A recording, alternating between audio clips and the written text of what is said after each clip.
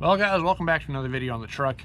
I'm working on my 2001 Ram 3500 with the 24 valve Cummins in it, and I'll show you what's going on. So I made a video a while ago, and in that video I titled it "Fixing Every Driver's Side Oil Leak," and well, that turned out to be a lie. So for whatever reason, the tappet cover seal that I put on did not take. You may be able to tell right in there, it has slipped off the corner, and I already tried loosening it, retightening it. Doesn't matter, it is not staying in place. So basically what resulted in happening was I went ahead and took it for a couple drives, and when I got back one day I noticed that there was more oil on the ground, and I was like, weird, and I looked under there, and sure enough it slipped out. So I went ahead and loosened it, retightened that bolt in the very end, stuck it back in, went for another test drive, came back, and it was probably dripping at about that pace or so, just straight it down. And honestly what it looks like is a rear main seal leak, but it's obviously coming from that corner because I can see it. Let me show you what it looks like underneath the truck if you're curious. This little mess down here is from when that happened. Yeah, it's even still leaking. You can see that fresh little pile, but that's what it looks like right there. I gotta get my dip pan back under there. Yeah, so truck isn't even running or anything, and that's what we're dealing with. And it's from there, it's been able to spray oil all over here. My truss member, that's all oil. So like, it's really frustrating, and there's a decent amount coming out. So I'm glad I found it now versus later. If I found it, you know, trying to tow my crap or whatever, that would have really sucked, and been a pretty big inhibitor to whatever I was trying to do at the time. It's not fun running out of oil in the truck. I knew that because of what happened last time with the avalanche, and it wound up costing me a motor. So what I went ahead and did, because I'm done screwing around with this, they make a billet tappet cover. So I'm going to pull this tappet cover off, and let me show you what the weak points are, and then I'll go ahead and show you what the billet one looks like. So that one actually hasn't, or the billet one hasn't arrived yet, but I am just trying to get myself prepped for when it does arrive. I can just throw everything in. So I'm going to pull this guy off real quick. I'm not doing a how-to on this. I already did. The only difference that's going to be with installing this versus the other video that I just titled earlier is you're just putting the billet tappet cover in instead of this one. So let me go ahead and pull this thing out, and I'll show you exactly what the issue is. All right, just pulled it off, and our problem child is this corner right here. You can see it's covered in oil on the front side, and I don't get it, in all honesty. I really don't, because like, it still has elasticity to get held in place.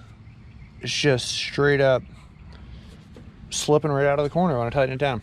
So honestly, I really don't like this design at all, and is what it is. But anyway, what I was going to say, the reason that this thing is kind of a poor design, one, it's basically a rubber band gasket. There's no like seating surface for it to sit into, which kind of is aiding, I think, in the problem. And the other problem is all the bolts are in the center, and this is a very flimsy piece of material. So mine originally did have a bend in either this corner or that corner. I don't remember which. Well, it was this corner. I could kind of see that being why it might be an issue right now. I straightened it, but I guess maybe I didn't do a good job. I don't know. But when you tighten this down, I just don't think it's putting enough even pressure all the way around.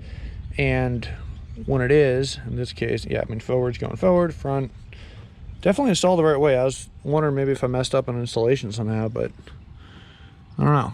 It just slips right off that corner right there and lets oil leak out. Anyway, the billet design, as you'll see when it comes in, I'm going to clean this up. It's a new design where it has a O-ring that is embedded into the material that runs all the way around this corner, this edge, I guess. And there's no room for it to slip out or move anywhere or anything like that. And then it being a billet aluminum, it is also much more rigid, so you can crank it down and it's going to actually seal properly and not, you know, slip off. I really hate doing jobs twice, and that's kind of why it's super frustrating to have to do this job again. But it is what it is. It's going smoother this time at least. So there you have it. This is the old thing, and I guess it might as well be junk at this point. So it's frustrating because even these, if you ask for a brand new one, is like 250, or it's 150 bucks. Billet one's about 175. So I don't know. It is what it is, guys. But in the bed she goes. Freaking yeet. Might as well be junk.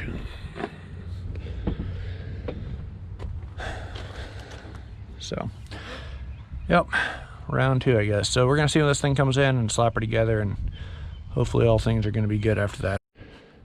This is the next day out, and this is the piece that we went ahead and picked up. It's from Bean Machine. Got it off Extreme Diesel Performance.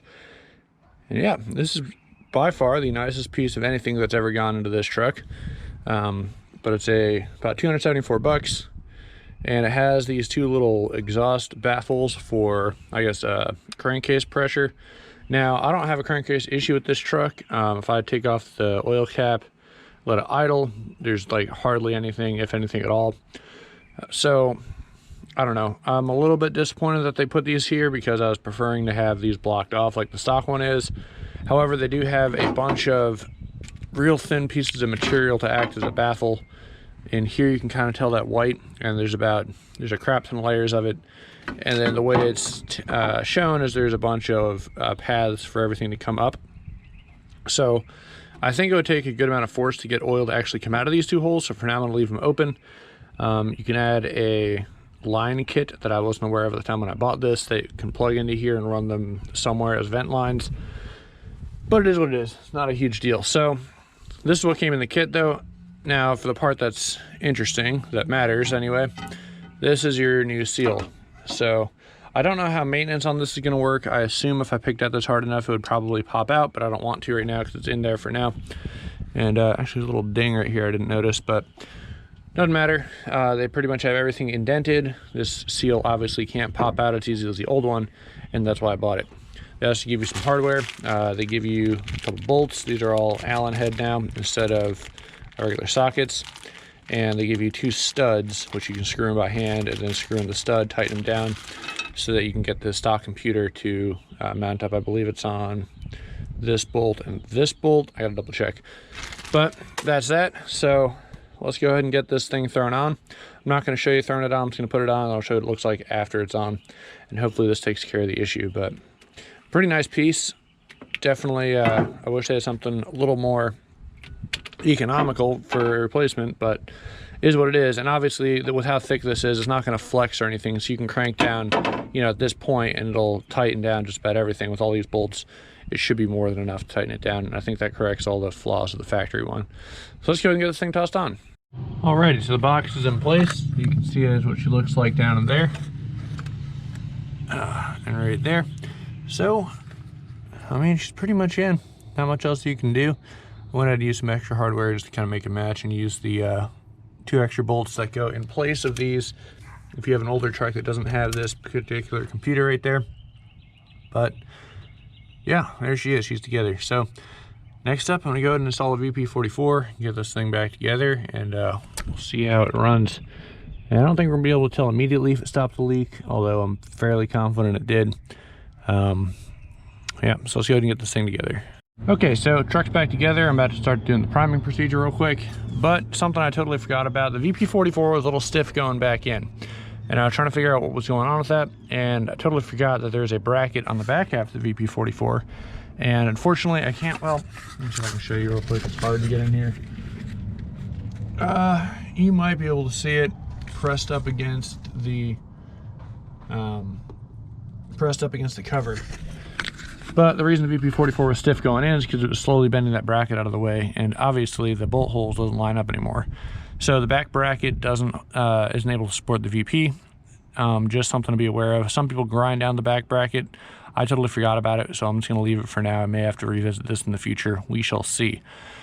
But that is something to be aware of. Use this cover. It's a little bit thicker, and that adjusts the clearances there. So just something to be aware of. Anyway, everything else is in. Literally, I mean, it's really hard to see that it's even in there, but it is what it is. So I'm going to go ahead and start the priming procedure, get this thing bled, and tighten everything up, and hopefully she'll be good and not, you know, leaking tons of oil out. The last major leak you got to take care of is the power steering gearbox is leaking like crazy, and then this thing is leaking a little bit, the hydro booster, but it's not too bad. The big one is the power steering box. So I'm just trying to figure out stuff with two-wheel drive and four-wheel drive, if the boxes are the same or what, and doing some research there. But in the meantime, let's go and get this thing bled, and hopefully she'll be good to go. Well, back live now. So hopefully that does the trick. I'll let you know in a little bit, I guess. Got back from a test drive a little while ago. One more thing that I wanted to take care of was actually doing this guy right here. There's a gasket that goes on the back of this. If I can get this all the way off, I'll show you what I'm talking about. And I noticed that it was actually leaking some oil around this seal and down the front of my block. Oop. So it's leaking fresh oil pretty much from this little guy straight on down. And another fun area. So if it's leaking to the bottom, it's not coming out of the tube, but the whole point of this is to be able to let it vaporize, and this is supposed to catch all the oil and keep it in the block and not, you know, go wild. So I went ahead and bought a new one of these seals. So let me go ahead and try and get this thing out real quick. Maybe easier said than done. Once I get this out, I'll go ahead and show you the new one as we put it in. We got a grip on it, and she just comes on out like that. I mean, it seems in decent shape, but maybe it's just squished down a little bit. I don't know. Forgot to bring up a rag, so that was dumb. Here's our new one. I don't think the line matters. And yeah, we're just gonna pop that in place. Hopefully it'll seal up a little better.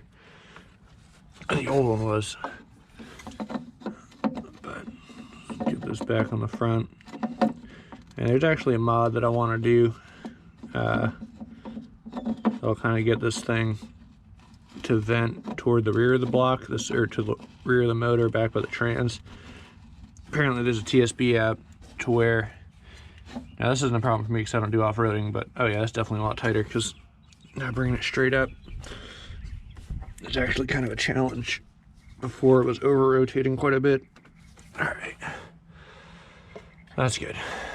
So stick that back on there. But yeah, the TSB says apparently if you can go at too sharp of an angle, it's like 30-degree or 40-degree decline, the oil level will actually start to be like this, you know, parallel to the block, and you can lose it out the front of here and start puking a bunch of oil. So you don't want to do that, but the relocation kit basically will run the line up straight down to the back.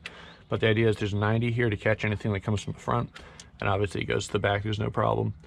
So I went ahead and like I said, I took it for a test drive the other day, or yesterday rather, and this is the next day. I need to retighten some of these lines because they were leaking diesel fuel again.